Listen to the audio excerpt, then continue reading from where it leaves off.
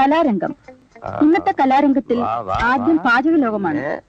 കോഴിക്കറികൾ എങ്ങനെ ഉണ്ടാക്കാം എന്നതാണ് വിഷയം. ആദ്യമായി ചിക്കൻ മസാല.